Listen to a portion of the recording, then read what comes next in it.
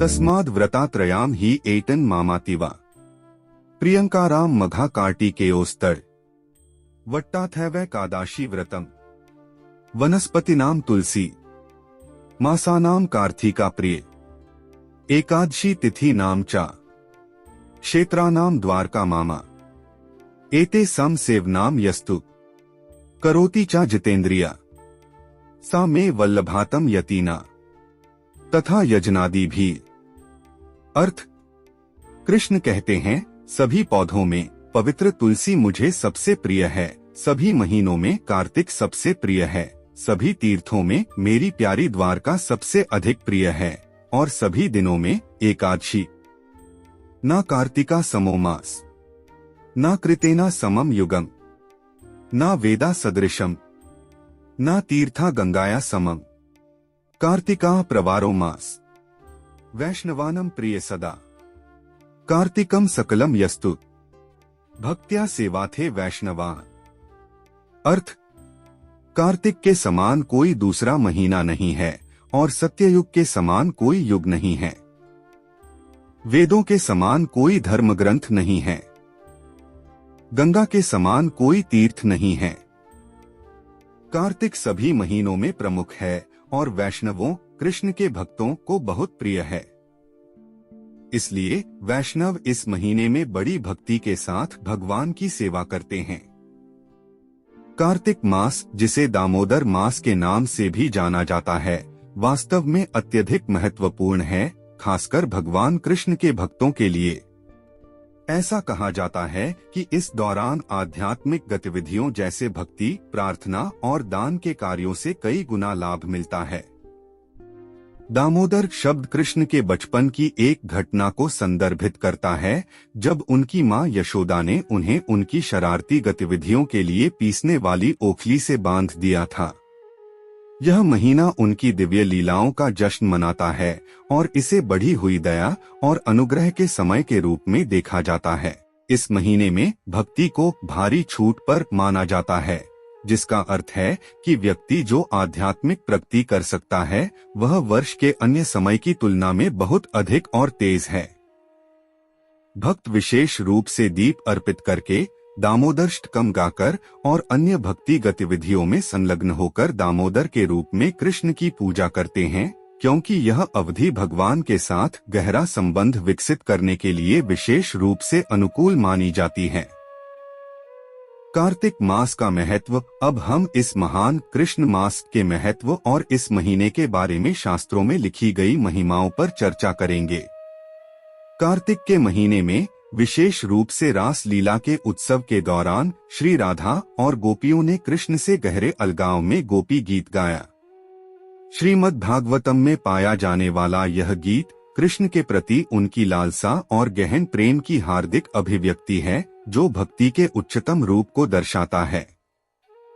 इस प्रकार कार्तिक और भी विशेष हो जाता है, क्योंकि यह न केवल भगवान कृष्ण के प्रति भक्ति का प्रतीक है, बल्कि गोपियों के उदात्त प्रेम को भी उजागर करता है, जो भगवान के साथ अपने रिश्ते को गहरा करने के इच्छुक भक्तों के लिए प्रेरणा का काम करता है। कार्तिक का पहला दिन, जिसे शरद पूर्णिमा के नाम से जाना जाता है, वैष्णव परंपरा में एक महत्वपूर्ण और शुभ अवसर है, जो शरद महीने की पूर्णिमा की रात को दर्शाता है। यह बहुत श्रद्धा के साथ मनाया जाता है, विशेष रूप से भगवान कृष्ण और गोपियों के साथ इसके जुड़ाव के कारण। शरद पूर्णिमा का महत्व। एक, शरद रास। इस रात को उस अवसर के रूप में मनाया जाता है जब शरद रास का प्रदर्शन किया गया था। परंपरा के अनुसार भगवान कृष्ण ने पूर्णिमा की रोशनी में गोपियों के साथ नृत्य किया, जो दिव्य प्रेम और भक्ति के चरम का प्रतीक है। यह नृत्य कृष्ण की दिव्य लीला का प्रकटीकरण है और गोपियों के उनके प्रति शुद्ध निस्वार्थ प्रेम को दर्शाता है। 2, इच्छाओं की पूर्ति। ऐसा माना जाता है कि शरद पूर्णिमा के दिन कृष्ण ने सभी गोपियों की इच्छाएं पूरी की थीं।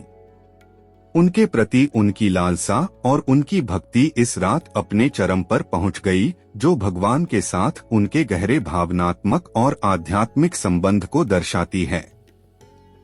यह आयोजन कृष्ण की लीलाओं में प्रेम और भक्ति के विषय पर जोर देता है। लेकिन इस महीने को इतना शानदार क्या बनाता है? कार्तिका हमारी प्रिय राधा रानी का दूसरा नाम है और श्री रूप गोस्वामी उन्हें कार्तिका देवी के रूप में संदर्भित करते हैं।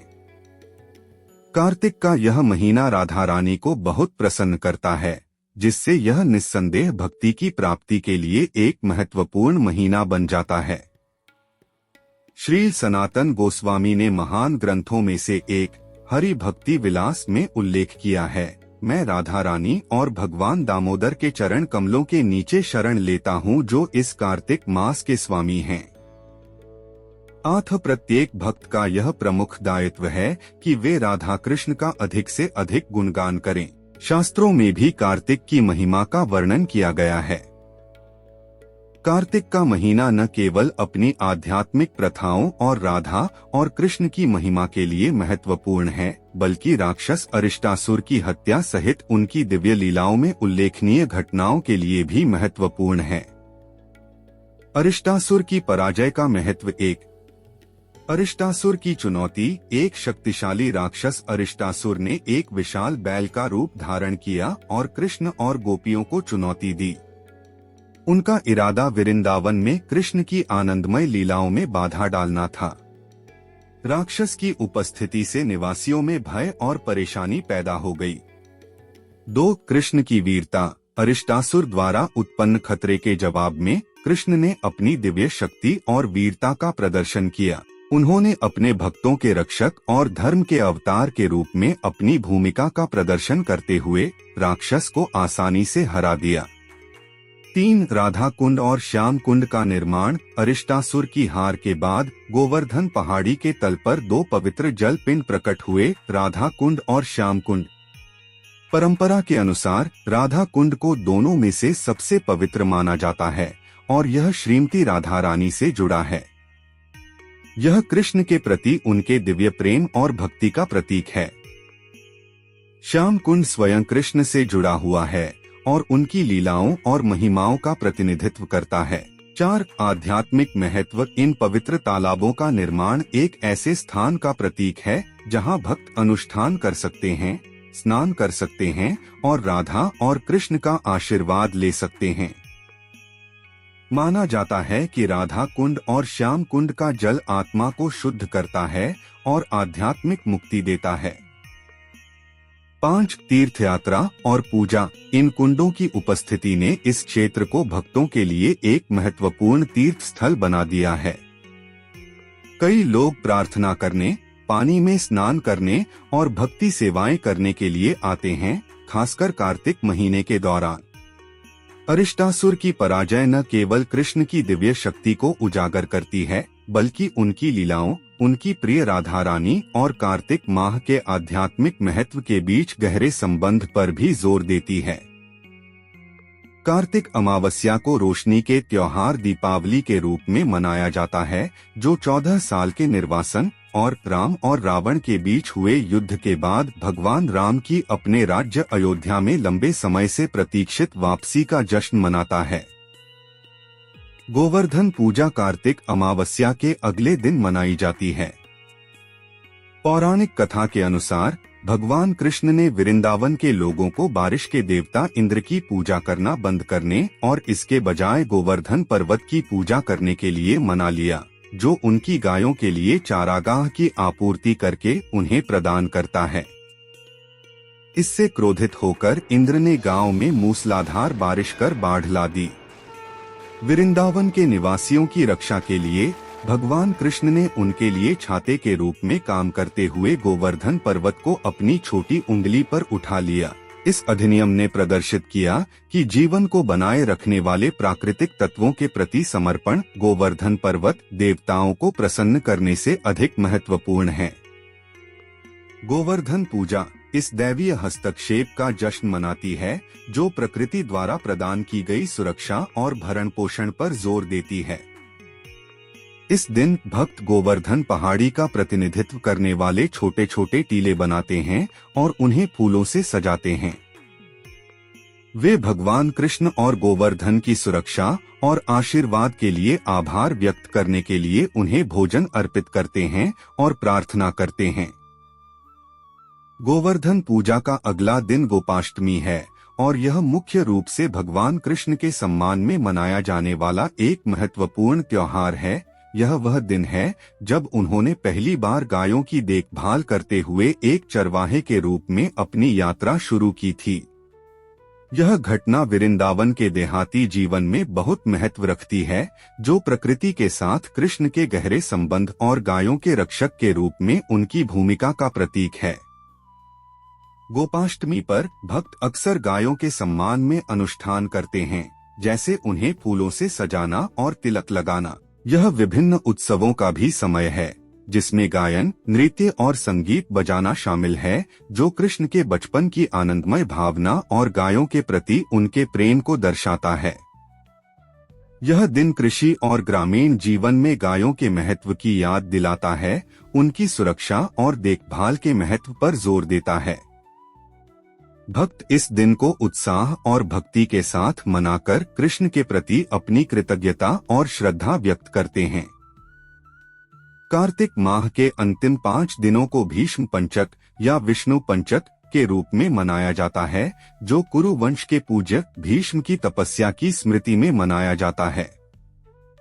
परंपरा के अनुसार भीष्म ने नश्वर संसार से प्रस्थान की तैयारी करते हुए बाणों की शैया पर लेटे हुए इन 5 दिनों तक उपवास किया। ऐसा कहा जाता है कि इन दिनों में उनका ध्यान पूरी तरह से कृष्ण के ध्यान पर केंद्रित था और उन्होंने अपनी अंतिम शिक्षा पांडवों को दी। हरि भक्ति विलास में यह उल्लेख किया गया है कि भीष्म पंचक के दौरान व्रत रखना भीष्म का सम्मान करने और भगवान विष्णु को प्रसन्न करने का एक तरीका है। उपवास किसी की क्षमता के आधार पर कुछ खाद्य पदार्थों से परहेज करके या अधिक कठोर उपवास करके भी किया जा सकता है।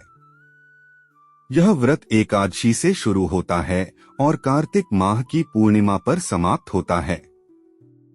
हालांकि आध्यात्मिक प्रगति के लिए उपवास और तपस्या की सिफारिश की जाती है, लेकिन यह अनिवार्य नहीं है। इन 5 दिनों को आशीर्वाद और आध्यात्मिक उन्नति के लिए अत्यधिक शुभ माना जाता है। कार्तिक मास की दूसरी पूर्णिमा, जिसे कार्तिक पूर्णिमा के नाम से जाना जाता है, पवित्र कार्तिक मास के समापन का प्रतीक है और इसे बड़ी भक्ति के साथ मनाया जाता है। इस दिन की महत्वपूर्ण घटनाओं में से एक तुलसी शालिग्राम विवाह है, जो श्रीमती तुलसी महारानी, पवित्र तुलसी का पौधा और भगवान कृष्ण के दिव्य विवाह का प्रतीक है, जिसका प्रतिनिधित्व शालिग्राम पत्थर करता है। तुलसी को भक्ति और पवित्रता की अभिव्यक्ति के रूप में पूजा जाता है, जबकि शालिग्राम को भगवान विष्णु या कृष्ण का पवित्र रूप माना जाता है। ये थे कार्तिक मास के खूबसूरत महत्व। आपको भक्ति, शांति और आनंद से भरे एक धन्य और आध्यात्मिक रूप से उत्थानकारी कार्तिक महीने की शुभकामनाएं। भगवान कृष्ण का आशीर्वाद और तुलसी महारानी की दिव्य कृपा सदैव आप पर बनी रहे।